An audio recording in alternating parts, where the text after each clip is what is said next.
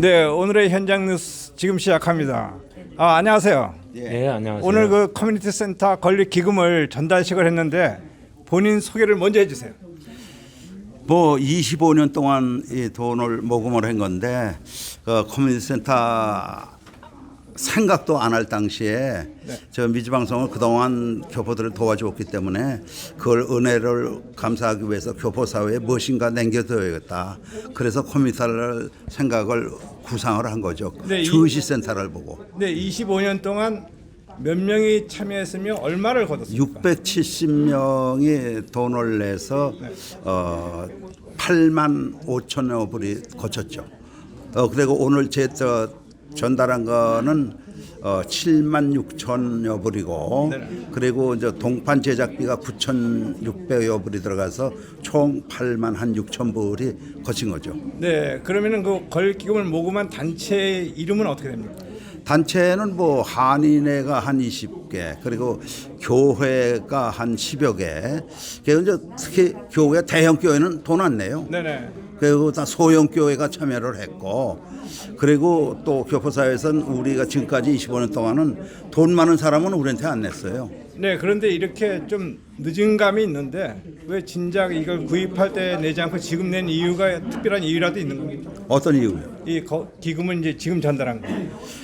이거는 여기다 원래 우리가 뭐 7만 6천 불 가지고는 이런 건물을 못 사니까 네. 이런 것은 이제 여기 황원균 씨를 비롯해서 우리 최 이사장 이런 분들이 목돈을 냈죠. 네. 10만 불씩을 냈으면은 대단한 거죠. 교포 사회에서는 그런 것이 됐으니까 240만 불이라는 거를 교포 사회에서 모금한 건 역사상 최초예요. 네. 이런 일이 다른 지역에도 없어요. 네. 예, 그래서 이런 면이 상당히 기분이 좋고 지금 우리가 이게 우리 집안이에요 이거. 네. 예, 우리 교포 사회 여기서 이렇게 우리가 인터뷰도 하고 예. 자랑도 하고 그러는 거는 참 세계적으로 우리 해외 빈털터리로 와가지고 이걸 장만했다는 건 프라도한 거예요. 네, 좀 늦은 감이 있지만 최병근 이사장님 저 작다만 작고 큰 그래도 액수인데 이 소감 한 말씀. 특히 22여 년 동안 모금을 해주신 우리 박영천 사장님께 정말 감사드립니다. 네. 시간은 좀 오래 걸렸지만은 네. 그래도 우리 동포가 하나로 뭉쳐서 이 건물을 더 업그레이드 시키고 할 일이 많습니다. 여러 가지 수리라든지 많지만은 그 하나의 보탬이 되주신 데 대해서 정말 감사드립니다. 우리 동포가 하나가 될 수 있다는 이런 뜻깊은 날이기도 합니다. 정말 감사드립니다. 예, 아직까지도 이 커뮤니티 센터 운영에 이제 재정적인 어려움이 많은데요. 이 재정적인 문제를 다 앞으로 어떻게 해결을 해나갈 방침이세요? 여러 가지 플랜이 있습니다만은 특히 우리 황원균 그동안에 간사로서 한 5, 6년 동안 고생을 하셨습니다만은 네네. 아직 자리를 잡지를 못했습니다. 네. 할 일은 많지만은 지금 하나하나 더군다나 그 팬데믹 때문에 일 추진이 좀 늦어지고 있습니다. 앞으로 계획이 하나 상세하게 구상이 되면 교포들에게 알려드리겠습니다. 언제쯤 이 이제 재정 압박에서 벗어나 가지고 이 동포들이 좀 더 자유롭고 편안하게 이용할 수 있을 거라고 생각하십니까? 지금 최대한으로 노력을 하고 있습니다만은 내년쯤이면 내년 하반기부터는 동포들이 아무 때나 드나들 수 있고 또 학생들 또 이중언어 교육이라든지 네. 여러 가지 플랜이 많습니다. 카운에서도 많은 지원을 해준다 그러고 특히 커뮤니티 칼리지에서도 벌써 연락이 와서 네. 여기에 참여하겠다고 하고 있습니다. 네. 앞으로 내년 하반기쯤이면 모든 것이 정상화되지 않나 생각합니다. 이 기회를 통해서 그래도 우리 워싱턴 동포나 미주 동포들에게 한 말씀 하실 말씀이라도 해주시죠. 워싱턴 동포들이 그동안 애를 많이 썼습니다. 우리 특히 박영찬 사장님을 비롯해서 또 다른 커뮤니티 센터 모금 운동 하신 분들도 있고 교포 사회에 많이 나타나지도 않으신 분들이 숨은 분들이 많은 큰 돈을 도네이션을 해주셨기 때문에 오늘날 이런 커뮤니티 센터가 쓸 수 있었지 않나 생각합니다. 앞으로 우리 동포들이 힘을 합친다면 더 큰 일을 할 수 있고 우리 동포들에게 다시 한번 감사드립니다. 네, 오늘 거금 그래도 8만여 달러라는 돈을 전달하셨는데 동포들에게 한 말씀 해주세요. 동포 여러분들이 사실 가능성도 없을 때 돈을 내주신다는 것은 상당히 저희 미주방송을 믿어주셨고 네네.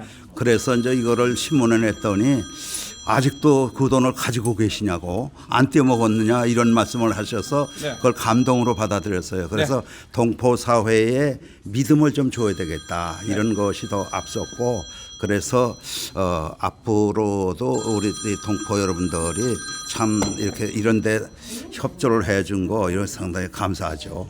대단히 감사합니다. 네, 지금까지 인터뷰에 응해주셔서 감사합니다. 고맙습니다. 네, 감사합니다.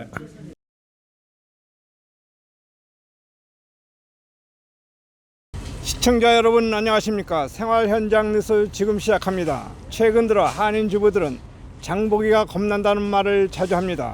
생활 필수품인 식료품 가격이 연일 치솟이 있기 때문인데요. 실제 어느 정도인지 소비자를 직접 만나보겠습니다. 안녕하십니까? 안녕하세요. 안녕하세요. 네, 어디 사는 누군지 좀 소개 좀 해주세요. 예, 여기 애난제에 사는 김영숙이에요. 해난대에 사는 제이킴입니다. 네, 요즘 시장을 어느 정도 간격으로 한번 오세요? 일주일에 한인 마켓은 한 번, 네. 그다음에 이제 외국 마켓도 좀 가고요. 네. 그러니까 일주일에 한 2번은 가는 것 같아요. 예, 최근 들어 뭐 뉴스에서 보셔서 아시겠지만 이 식료품 가격이 연일 막 고공행진 치솟고 있거든요. 네. 시장을 직접 보시는 분 입장에서 만약에 이제 한 2달 전 또 아니면 3개월 전에 비해서 지금 어느 정도 이렇게 올랐다고 보십니까? 하여튼 3개월 전에부터 지금까지가 조금씩 오르면서 지금은 한 30-40% 오르는 것 같아요. 네. 보통 이 평소에 시장을 이제 일주일에 한 번 정도 이렇게 오신다고 하는데 주로 이제 한인 마켓 아니면 주류사회 마켓을 다 찾지 않습니까, 그죠? 예. 근데 주류사회 마켓도 지금 그 정도 가격이 치솟고 있는 겁니까? 한인 마켓이 조금 더 비싼 것 같아요. 물건이 조금 더 오른 것 같아요. 아, 가격 오르는 폭이요? 예, 예. 네. 그러면은 이 보시기에 지금 이렇게 가격이 오른다고 하는데 네. 이 원인이 뭐라고 보세요? 글쎄 원인은 뭐 여러 가지가 있겠죠. 네. 그 중에도 그 코로나 때문에 네네. 이 생산 공장이나 아니면 외국에서 들어오는 물건들이 네. 제때 들어오지 못해서 차질을 빚기도 하고 네. 또 이 미국 내에 있는 생산 공장들도 코로나 때문에 문을 닫고 그러는 데도 많이 있잖아요. 네. 또 그 딜리버리하는 그런 문제도 여러 가지 그 장애가 있는 것 같아요. 아, 그렇군요. 예, 그러다 보니까는 값이 아마 지금 오르고 있는 것 같습니다. 그러면은 뭐 그러한 문제가 오늘 이제 하루 아침에 끝날 문제가 아니기 때문에 가격은 계속 오를 것이라고 이제 생각을 하셔야 되네요. 예, 그렇다고 봐야겠죠. 뭐 저희는 전문가는 아니지만은 네. 걱정이 근데 됩니다. 이러한 가격이 이렇게 오르니까 이 시장 보기에 가정 경제에 좀 부담이 되지 않으세요? 아, 그렇죠. 많이 부담되죠.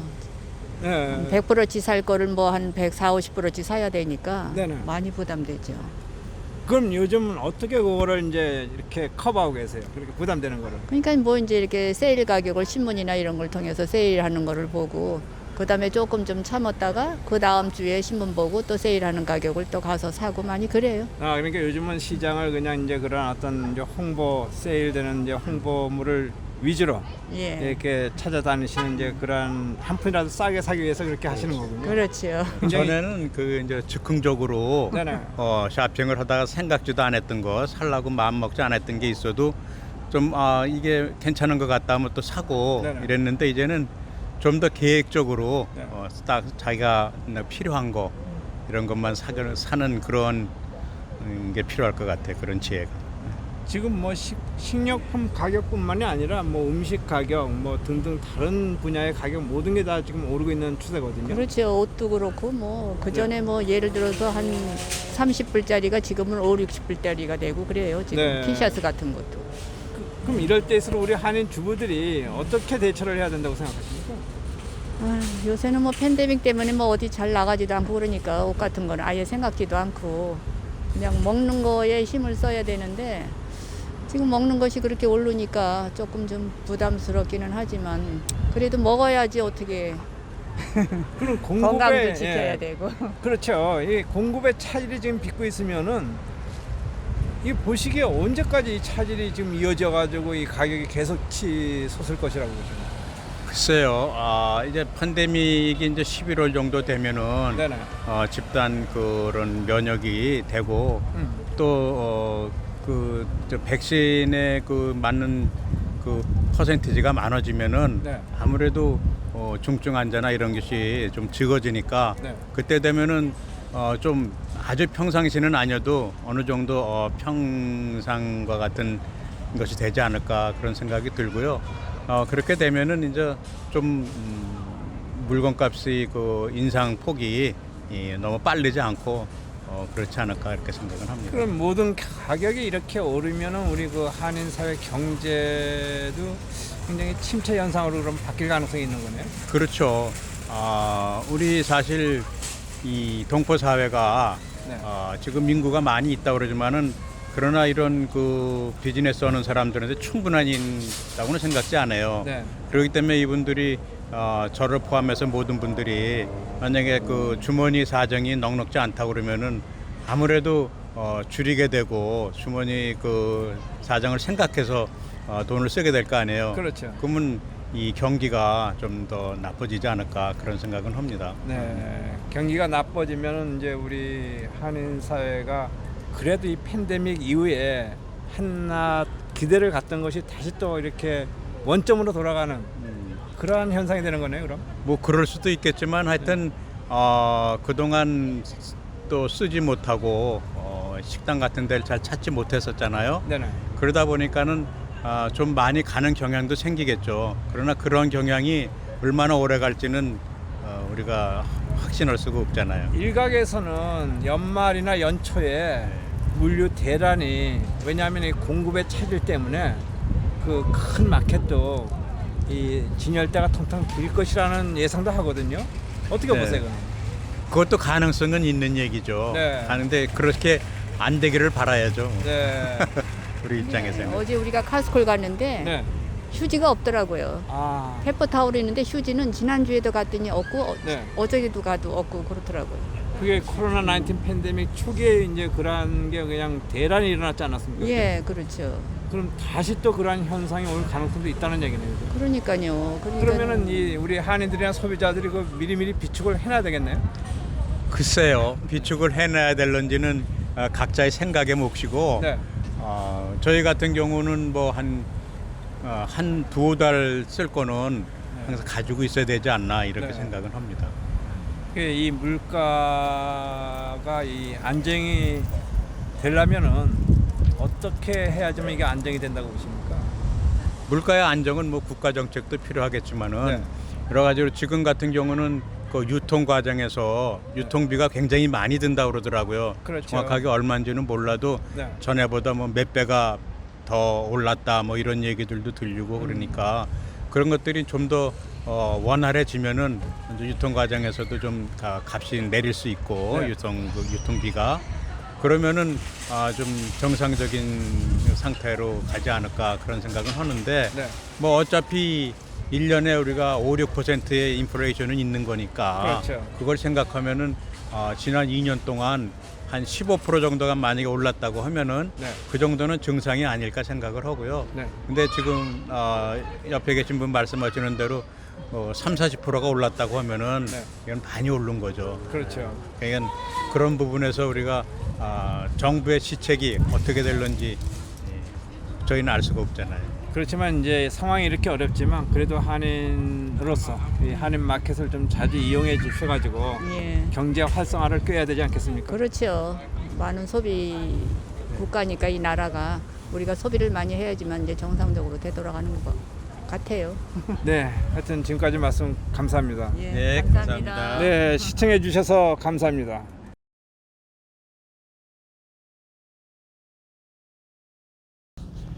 여러분 안녕하십니까? 파워 인터뷰의 김성환입니다.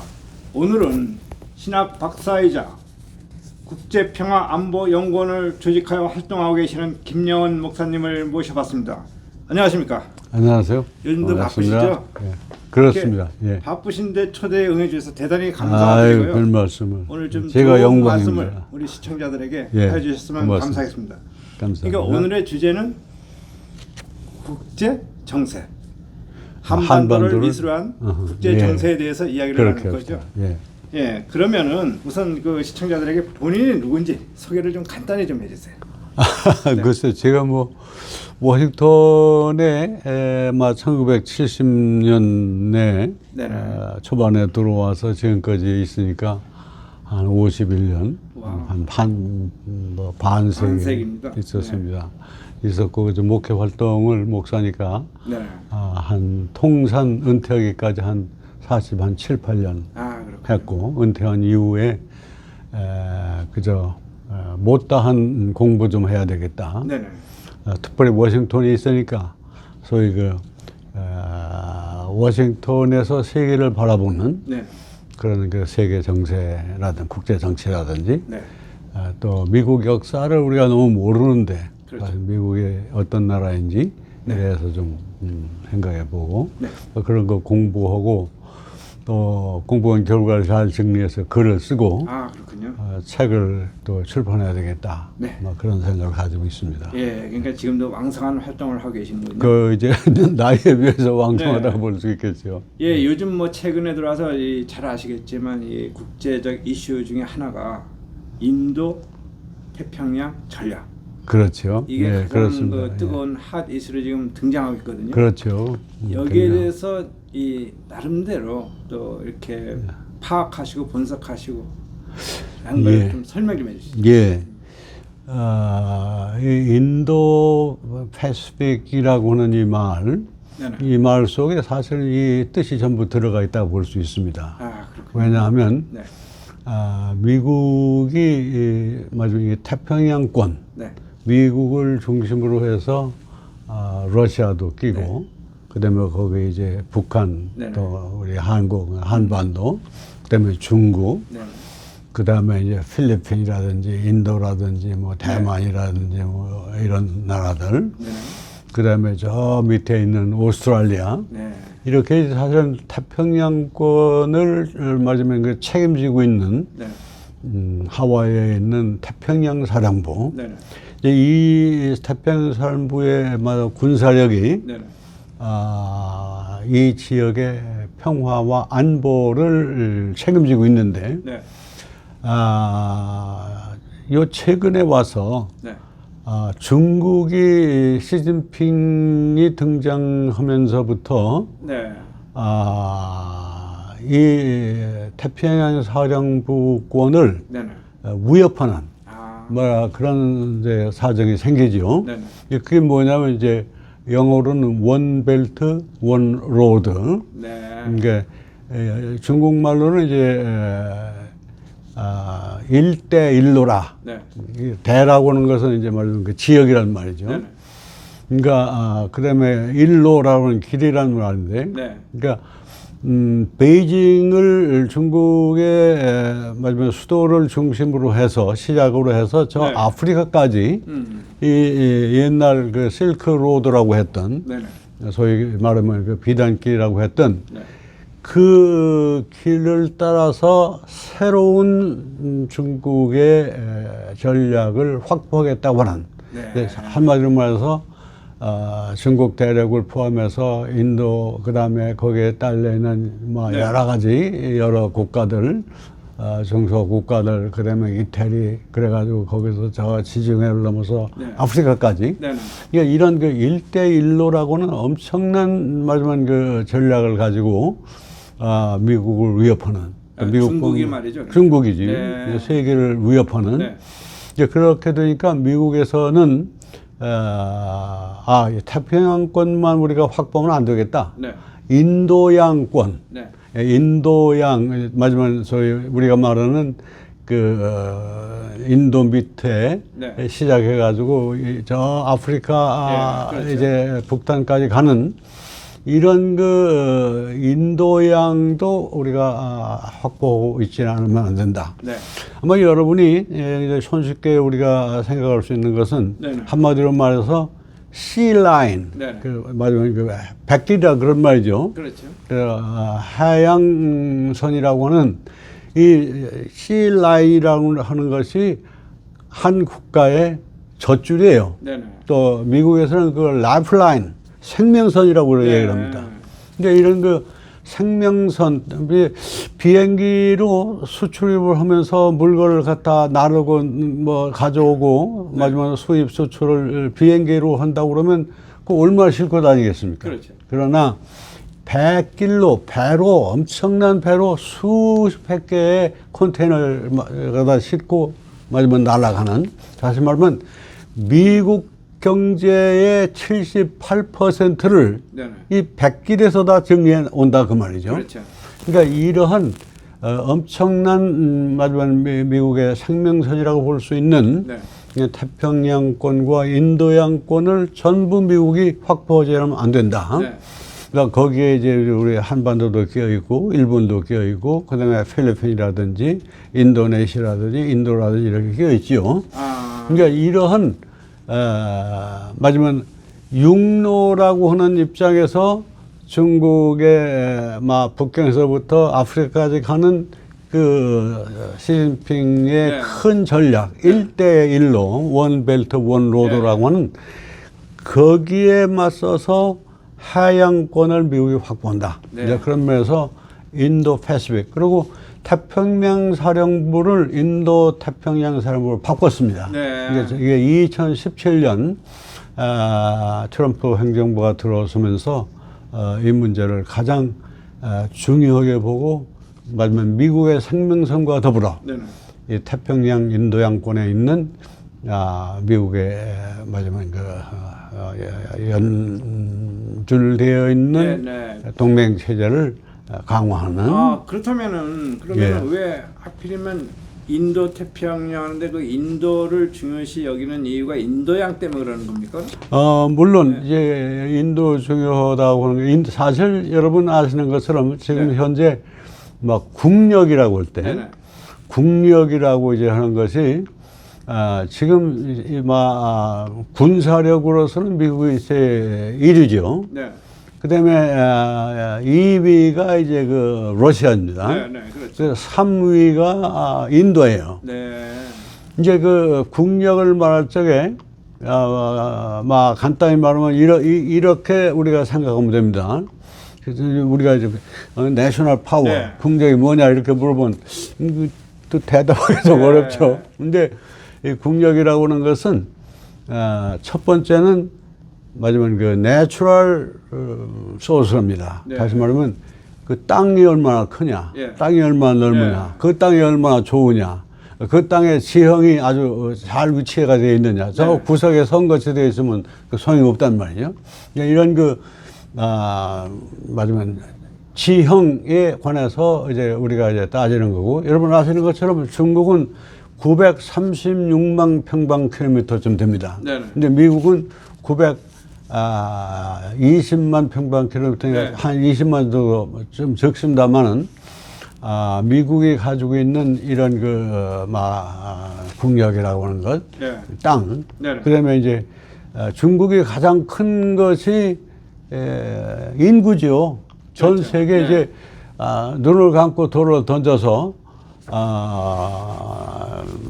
5명 중에 한 사람은 중국 사람이다. 네. 이게 엄청난 거죠. 그렇죠. 14건 15억에 도달하고 있는데, 그러나 이제 지금 우리 인도가 얼마나 중요하나 이런 말씀을 했었는데, 네. 인도가 가지고 있는 저력이라고 하는 것, 물론 그 땅도 굉장히 크지만은 인구가 12억쯤 됩니다. 네. 그러니까 거의 중국과 맞먹는 네네네. 막 그런 그 가지고 있을 뿐만 아니라 외교력과 정보력이 네. 인도가 굉장히 큽니다. 뛰어나군요. 예, 근데 우리가 이제 인구도 따지지만은 네네. 아주 더 중요한 것은 소위 우리가 미국 코인 가운데 10전짜리가 네, 있죠. 네. 다임이라고 네, 그러죠. 네. 그 다임이라고 하는 것을 연상하면서 간단히 제가 설명한다고 그러면 그 다임의 D자는 네. 저희 디플로맷, 네. 디플로매시. 네. 외교력이 얼마나 크냐. 네.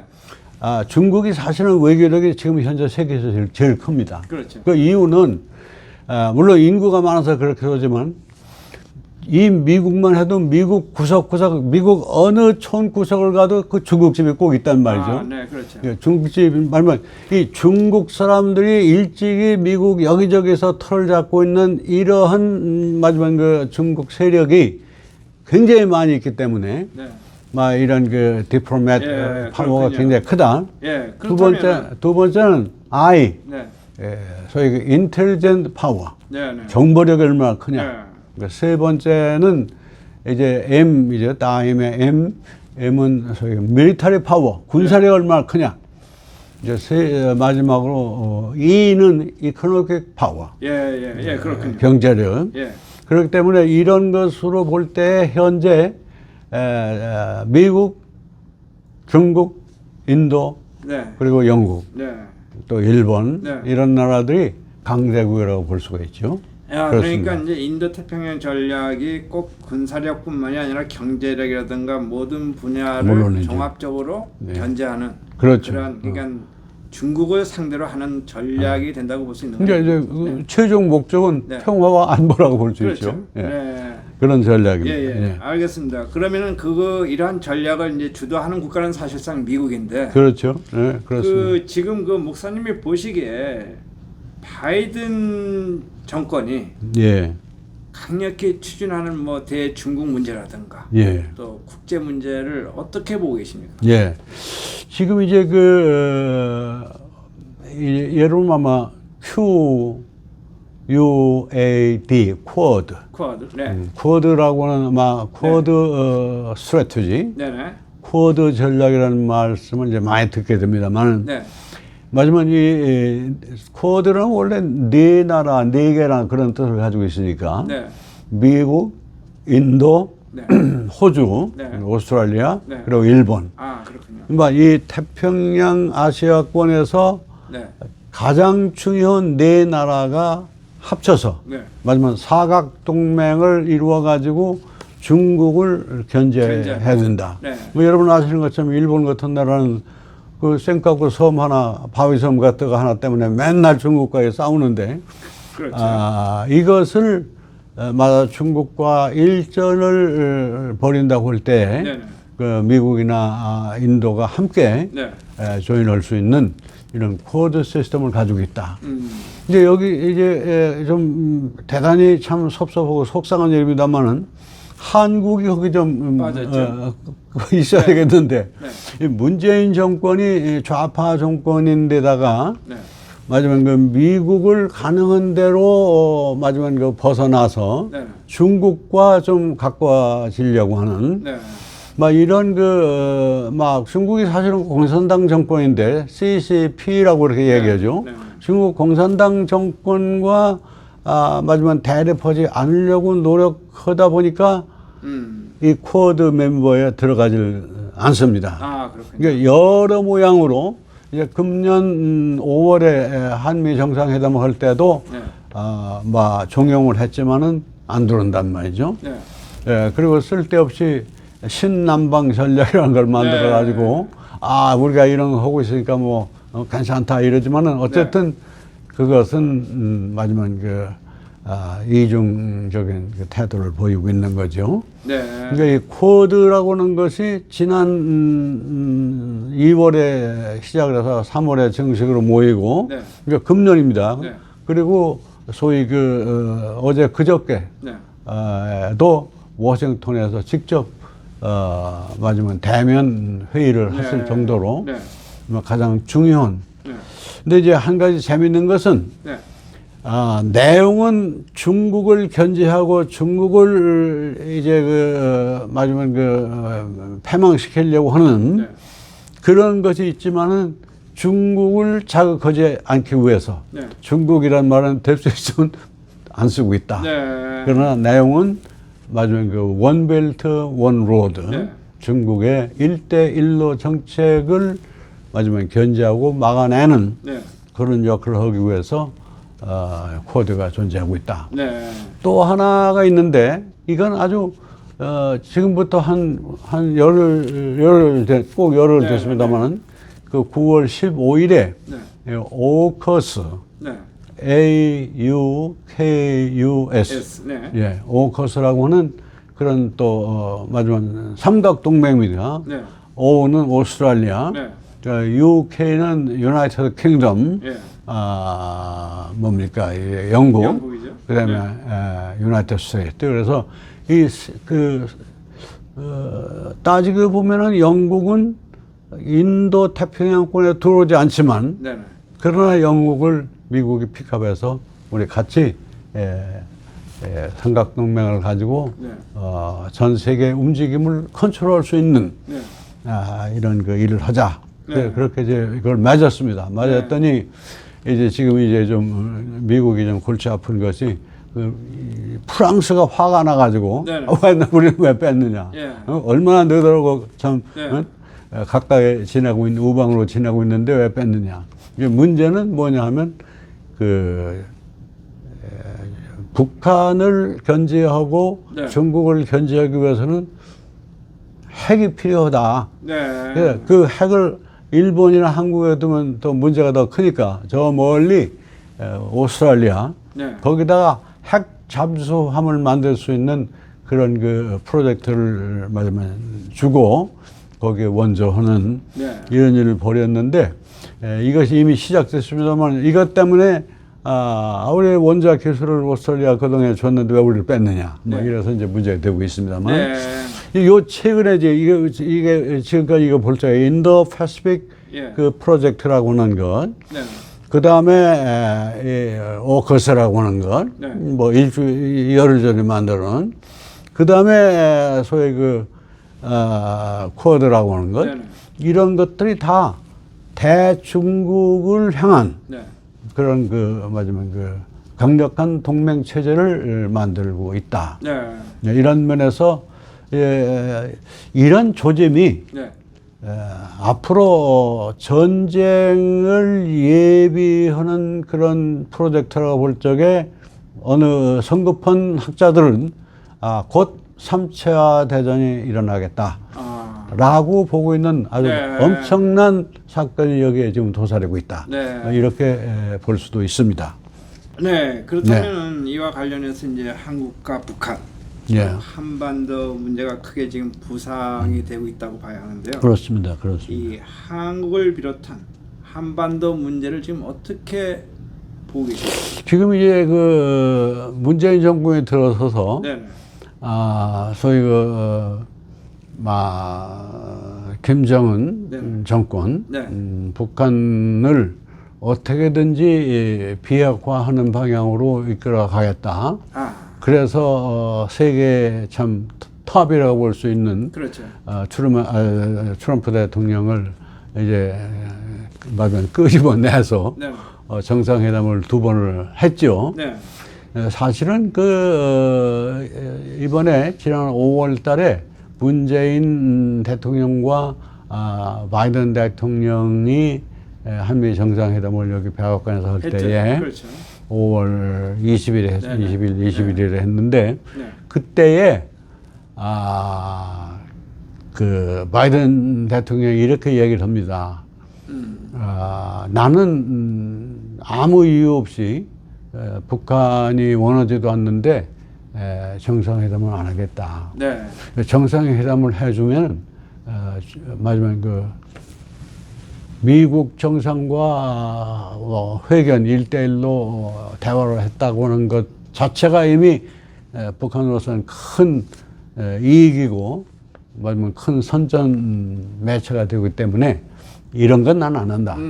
이런 얘기를 했습니다만은 네네. 사실 말하면 해결이 안 됐어도 네. 해결이 된 게 사실은 없습니다만은 싱가포르 미팅이라든가 비엔남 미팅 같은 게 별로 안 됐지만은 네. 그러나 김정은이 뭐 어떻게 보면 문재인 대통령보다 더 큰 역할로 네네. 막 세계 이목을 끌어가면서 일을 해서 마지막 막 은둔 그렇죠. 숨어 있는 그런 나라였는데 네. 전 세계에 마지막 1급 무대에 등장한 그런 일이 있었습니다만은 이것을 안 하겠다. 네. 그런데 이번에 조금 이제 미국이 바뀌어진 것은 네. 바이든 정권과 브링컨 국무부 장관과 북한 관계관들이 예, 예. 어쨌든 대화를 하자. 음. 대화를 하자고 해서 북한의 대화의 손짓을 엄청나게 했습니다만은 네. 대답 안 하죠. 그렇죠. 대답 안 하고 있다가 지난 이제 9월 15일경에 네네. 소위 이태성이라고는 북한 외교부 소위 차관이라는 사람이 네. 이제 발표하기를 미국은 절대로 우리가 원하는 거를 들어줄 수 없기 때문에 네네. 자기들이 원하는 건 뭐냐면 1950년 마지막 한국 전쟁을 일으킨 마지막 그 전쟁 주범으로서 네.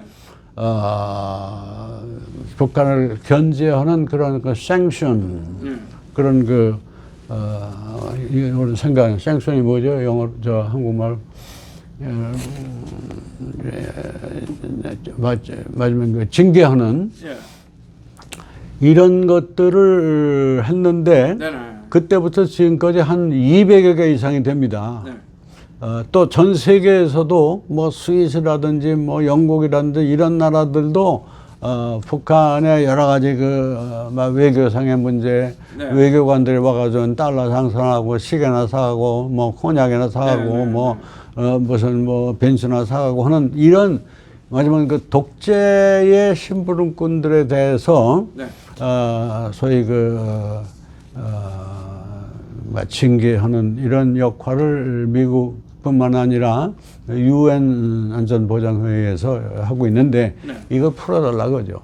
그럼 남북 정상회담이 이제 내년 3월 9일이 대통령 선거인데 예. 그 전에 한다는 말씀이세요? 아니면은 그렇죠. 물론 네. 그 전에 하려고 그러는 거죠. 그렇군요. 그러니까 따지고 보면 이제 북한에서 여기 재밌는 거예요. 우리가 발견했습니다. 그게 네. 뭐냐면 북한에서 볼 적에는 막말로 흔해 빠진 말로 구관이 명관이라고 그 문재인 욕도 하고 뭐 비난도 하고 했지만 그러나 문재인이 아직도 대통령하고 있는 동안에 해야 되겠다. 네. 라고 하는 분위기를 지금 만들고 있다. 그렇군요. 이 말을 뒤집어서 우리가 해석한다고 그러면 저쪽에서 어쩌면 3월 9일 이후는 정권이 바뀌어서 마지막 보수 정권으로 돌아간다면 우리는 아주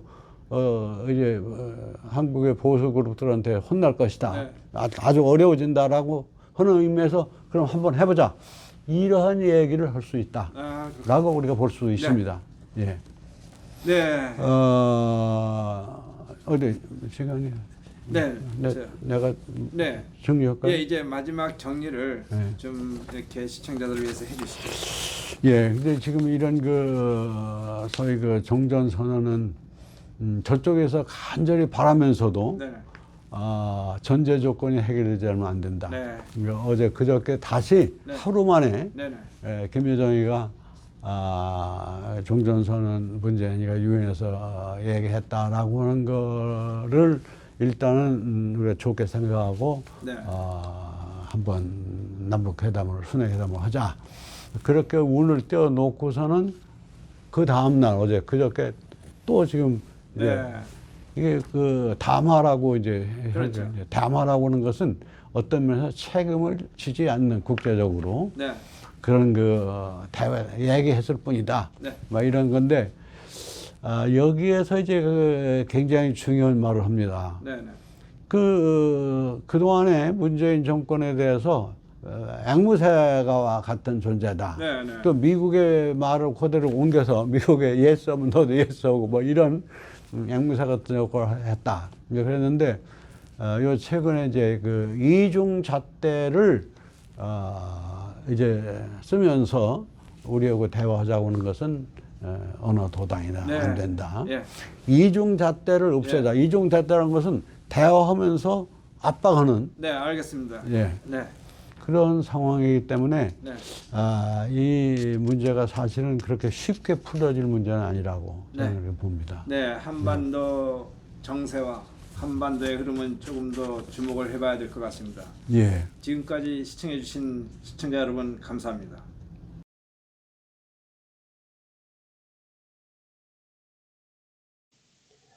안녕하세요. 반갑습니다. 주님의 은혜와 평강이 여러분의 가정에 넘치기를 축복합니다. 오늘은 영생에 대해서 우리가 함께 고민해 보고 생각해 보려고 합니다. 영생, 영원한 삶. 여러분 영생이란 무엇이라 생각하십니까?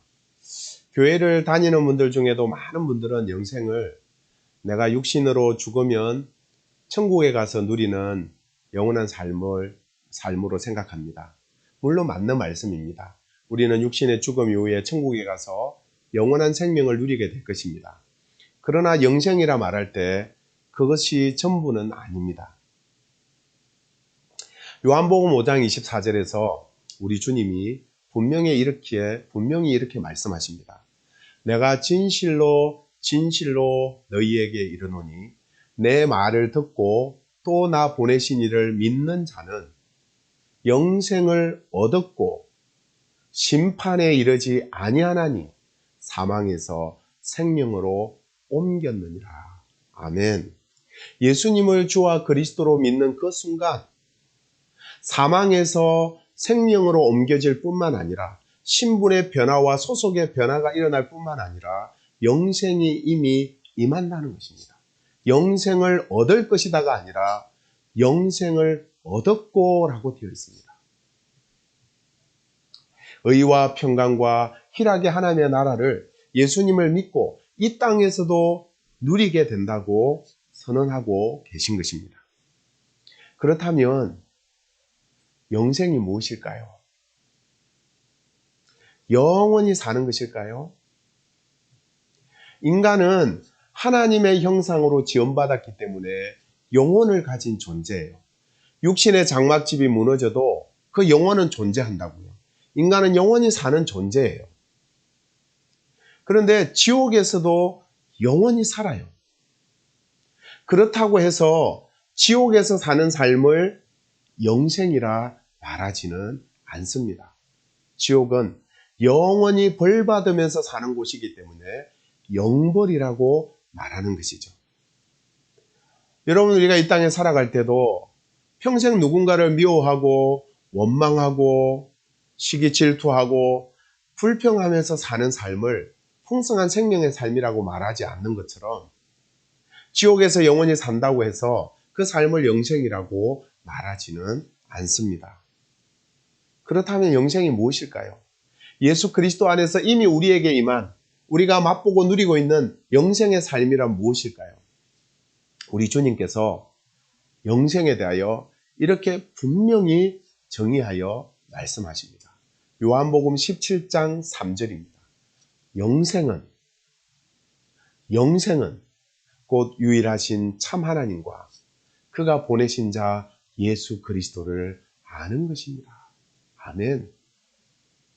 영생은 유일하신 하나님을 아는 것이고 그가 보내신 자 예수 그리스도를 아는 것이라고 분명히 말씀하고 있습니다. 이 알면 무엇일까요?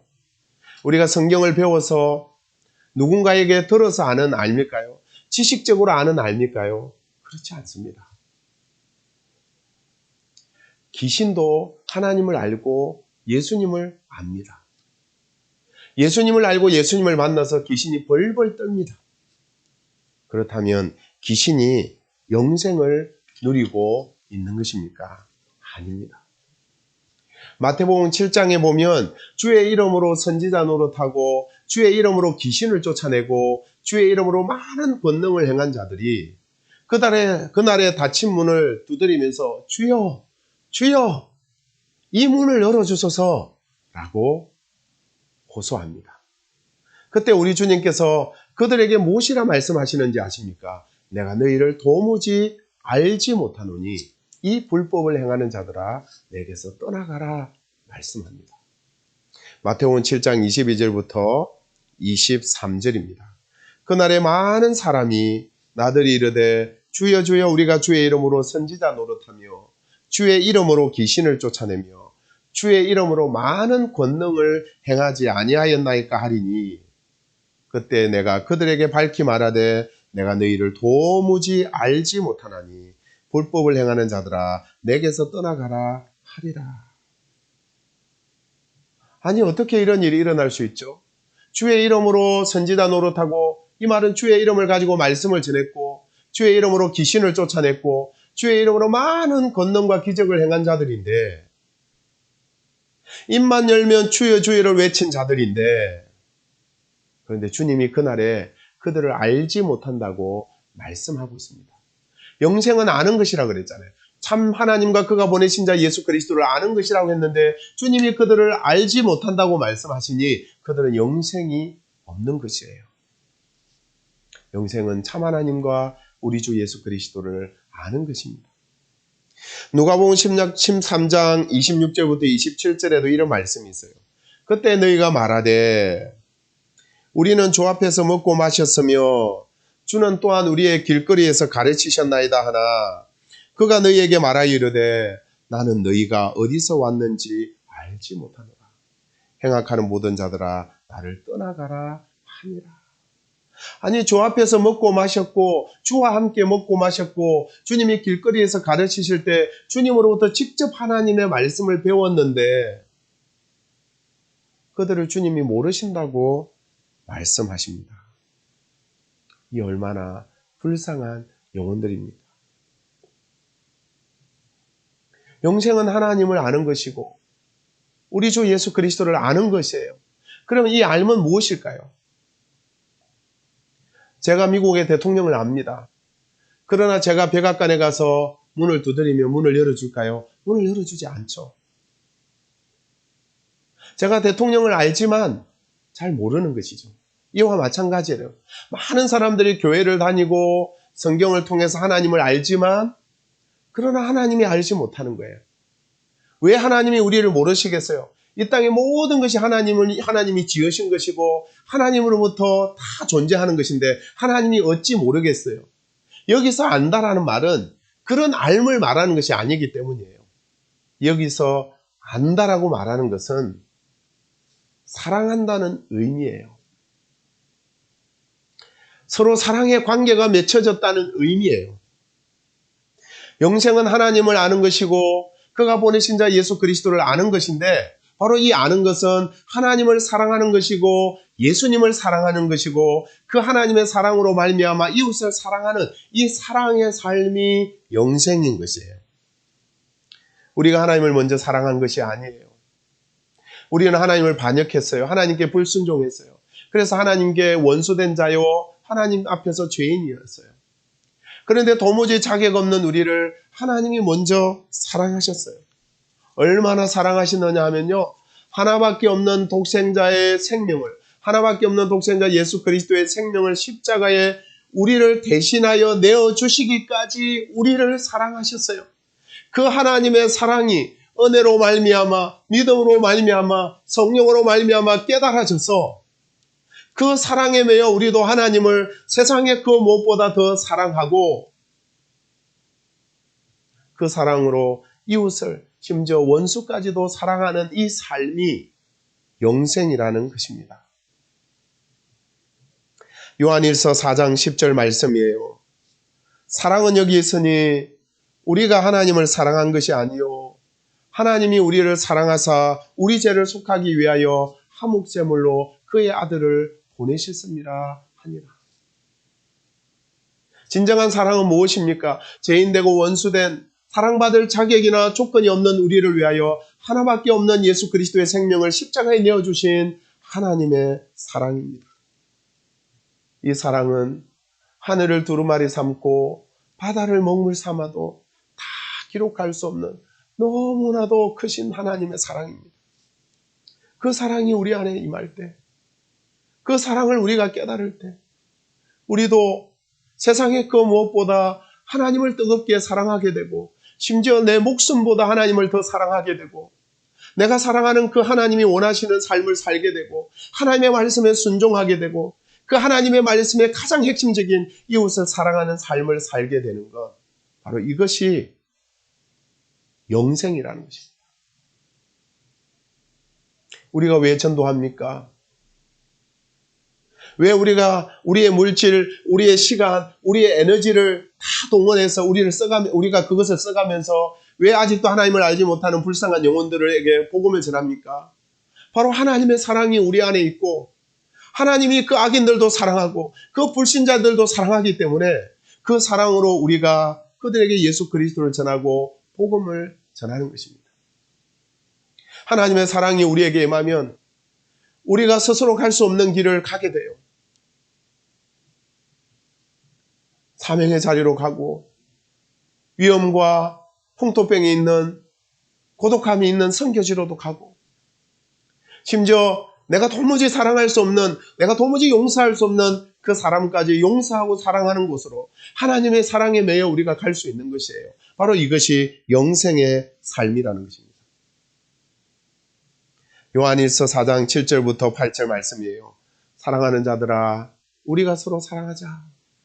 사랑은 하나님께 속한 것이니 사랑하는 자마다 하나님으로부터 나서 하나님을 알고 사랑하지 아니하는 자는 하나님을 알지 못하나니 이는 하나님은 사랑이십니다.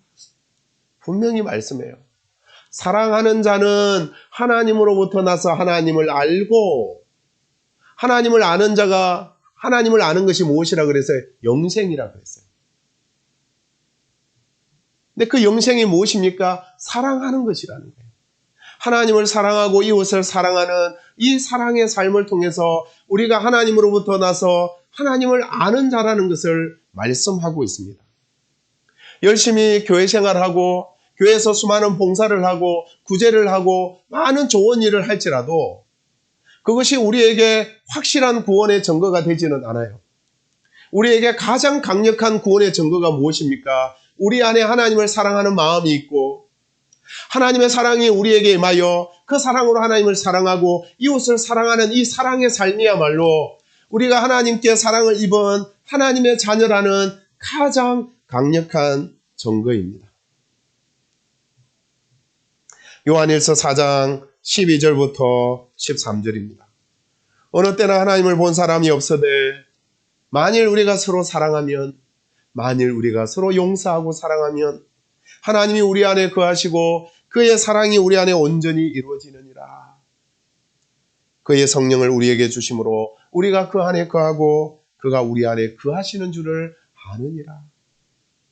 성령이 우리에게 임하면 그 성령과 함께 하나님 원수된 자를 사랑하신 하나님의 사랑이 함께 우리에게 임하는 것이고 그 사랑으로 우리가 하나님을 사랑하고 이웃을 사랑함으로 우리가 하나님의 자녀라는 것을 알게 된다는 것입니다.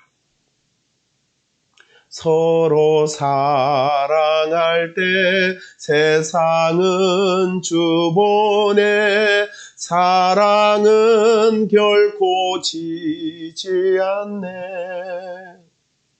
우리가 서로 용서하고 사랑할 때 세상은 하나님을 보게 돼요. 하나님이 사랑이신 하나님을 보게 되고 그들도 하나님께 돌아오는 놀라운 역사가 일어나게 되는 것이죠. 그러므로 요한일서 3장 14절 15절에 이렇게 말씀합니다. 우리는 형제를 사랑함으로 사망에서 옮겨 생명으로 들어간 줄을 알거니와 사랑하지 아니하는 자는 사망에 머물러 있느니라. 그 형제를 미워하는 자마다 살인하는 자니 살인하는 자마다 영생이 그 속에 거하지 아니하는 것을 너희가 아는 바라. 우리는 형제를 사랑함으로 사망에서 옮겨 생명으로 들어간 줄을 알거니와. 여러분 이 말씀 잘 보십시오. 우리가 형제를 용서하고 사랑하는 그 사랑하는 행위가 조건이 되어 영생을 얻는 게 아니에요. 우리 안에는 사랑이 없어요. 하나님의 사랑이 우리에게 임할 때 원수요 죄인된 우리를 위하여 독생자를 내어주신 하나님의 사랑이 임할 때 우리는 형제를 사랑하게 되죠. 우리는 형제를 용서하고 사랑하게 됩니다. 우리가 형제를 사랑함으로 사망에서 옮겨 생명으로 들어간 줄을 알거니와. 구원의 증거라는 거예요.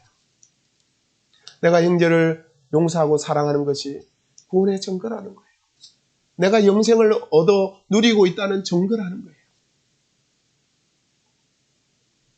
가장 강력한 구원의 증거는 하나님을 사랑하고 이웃을 사랑하는 사랑의 삶이에요.